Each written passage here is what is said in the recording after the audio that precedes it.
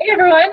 So I have my beautiful redheaded friend, Sarah, here that I want to introduce you to. She's very inspiring. She texted me today. She said, "Hey, just wanted to let you know I'm over all my sugar addictions." And I said, "We need to talk because this is a great message to share with other people. Because that's my big thing is helping people get over addictions, food addictions, to be free. It's all about freedom."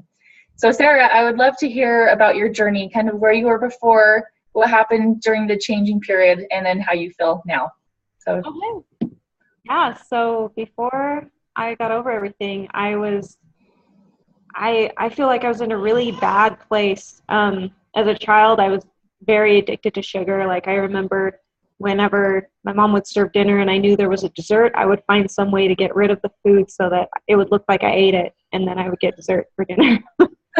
and, and same thing with like holidays. There was candy everywhere, and I always had a candy stash. And if I didn't, I would look for somebody else's stash. And like I was pretty ashamed of that. And I still kind of am today. Like I feel bad that I was that way. yeah. And then in college, it was kind of a free-for-all because my mom wasn't cooking for me, so I could eat whatever I wanted. And I kind of delved into all the sugary, snacky foods that she would never buy because she fed us pretty healthily. And just kind of got addicted to some other things as well, like the packaged processed foods. And then when I was pregnant, all I would crave were those, like my two things were Kraft mac and cheese and the frosted cupcakes, Hostess cupcakes. So finally, I mean, I reached a point that I was trying every day to overcome this problem. And in the morning, I would eat great. And by afternoon, I was eating candy or sweets or whatever until bedtime. And so it was a constant battle of like yin and yang. And I would always have my evil self come out at night. Yeah. And just to say, like, I've had a lot of clients, it's the afternoon, they perfect, and then just the afternoon hits. Yeah, it's terrible. Yeah. So I was pretty much looking for help, and then I met Kurtley, and well, I knew Kurtley, but she mentioned she was a health coach, and so she kind of started guiding me on the path to wellness. And first thing she said was, get rid of everything sugar, all sugar in your house. And I was like, okay. And she said chocolate too, and I was like, I can't give up chocolate chips. They're not really bad for you because they're semi-sweet. So I did it. I like those. That's me too. Yeah. So I did it a couple times. It was like every 3 or 4 months I would try again. And it worked for maybe a week. And then I got on more and more sugar until finally I was back to square one, like binging on chocolate and ice cream all the time. So I had to kind of search my soul and figure out how to get this need for sweets out of my heart. And so in just studying up on what I really believed, I came upon a quote that said, true doctrine or principles understood changes attitude and behavior faster than the study of behavior changes behavior. And finding that foundation of belief, I started researching and started trying to find a way to change the way I think about food. And I came across a book after I was diagnosed with a really serious illness and researched about it. It kind of pointed back to sugar, processed foods, stuff like that. And I was like, but I'm really healthy. I eat lots of fruits and vegetables despite my binging on crap all the time. Yeah. But as I researched, I found a book called Nutrition and Physical Deficiency. And it's talking about cultures that were living in the 1930s that were still cut off from modern society and modern foods. And they were just living off of the land wherever they were. And the description in there was saying that they never got sick. And that's always been a goal of mine, is to not get sick. And I'm like, it's impossible. But once I read about the way they ate and the way they were, I was like, okay, it kind of makes sense. You just have a strong immune system, so the germs come and they go and you don't notice it. So I started testing out stuff on my own and trying to get better at eating better. So I added good things to my diet, but I was still kind of binging here and there on the bad stuff. But it was much less, and I was replacing refined sugars with less refined and with honey and stuff that was a little healthier. Mm-hmm. So finally, it reached the point where I was having some severe tooth pain, and the dentist said I needed a root canal, and I was like, no, I don't want a root canal. So I was researching what I can do, and everything said stop sugar completely.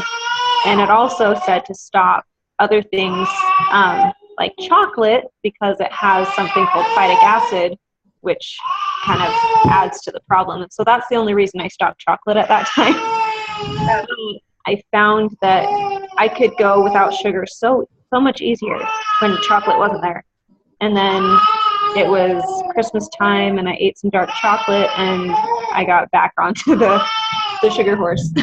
So finally, and my tooth had stopped hurting it during the time I was without all of that stuff. And so finally I was like, I have to do this again.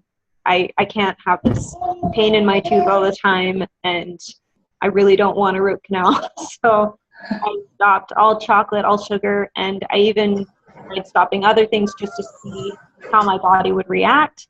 And I suddenly felt like really free from everything. And it only took a couple days. Like I think it was 12 hours after cutting out everything that was contributing to this that I felt better.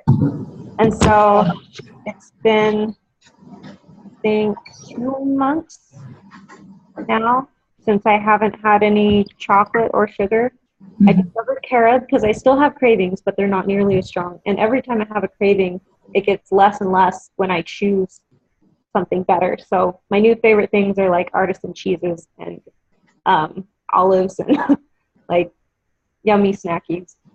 Interesting. Do you ever do like dates because they're sweet? Do you ever use that in like peanut butter or cocoa powder? Yes, I actually do carob powder instead of cocoa powder now. Awesome. And carob's a little different, but it does kind of kill the chocolate craving for me. Wow. So carob's my new favorite. That's cool. So when you made your decision to go off of sugar, how did you feel inside? Was part of you like, or go off chocolate, like sad, or like, what if I'm deprived? Or was it more like you didn't even think about that because you knew what you wanted to feel or what you wanted? You know, it was a big relief in a way, because I knew that it was definitely for a higher cause. Partly the reason that I didn't want a root canal is because the dentist said that if he gave me one, he would have to give me numbing stuff that would mess up my breast milk, and I'm breastfeeding right now, so I didn't want the baby to have any of that, and I didn't want to stop breastfeeding, so I was like, okay, I can do this for my child. So and so that way I was able to stop. But I mean, one of the biggest things that I noticed immediately was how good I felt physically, that I didn't feel sick all the time. Like I didn't feel tired all the time. And before I thought that I didn't feel sick, but I was always afraid of getting sick, and I was always washing my hands, and always like, if some kid was snotty, I wouldn't go near them, you know? And now, like, if someone says, oh, I had the stomach flu yesterday, instead of being like, don't touch me, I'm like, how can I help you? Because I'm not afraid of getting it from them. Oh my gosh. It's so cool. That's cool. So how does it feel to just be free? What's that like? Oh man. It's definitely different. I would say giving up chocolate was definitely the hardest, but now, like, I just went to the store and we passed the chocolate aisle, and I stopped and looked, because I always do, but it wasn't enticing to me. It was just like pretty wrappers, and I appreciated the beauty of how it looked instead of that's so cool desiring it. Yeah. So there wasn't negative feelings. I think that's the biggest difference for me. There's not like the old diety feelings of deprivation and sadness or anger or rebellion. It's just appreciation. It's pure positive emotion. It's just, it's beautiful. It's so fun. Like, they're having it, but I'm not going to have it because that's not for my body. Yeah. And one of the things that I researched the guy said this phrase that is like stuck with me. He said, "Don't put anything poisonous into your body." And so I think of that as that is poisonous to my body because my body reacts badly to that. Okay. I love that. So it's kind of like you've discovered your body and you've discovered how it reacts, and you've decided to work with your body instead of against it.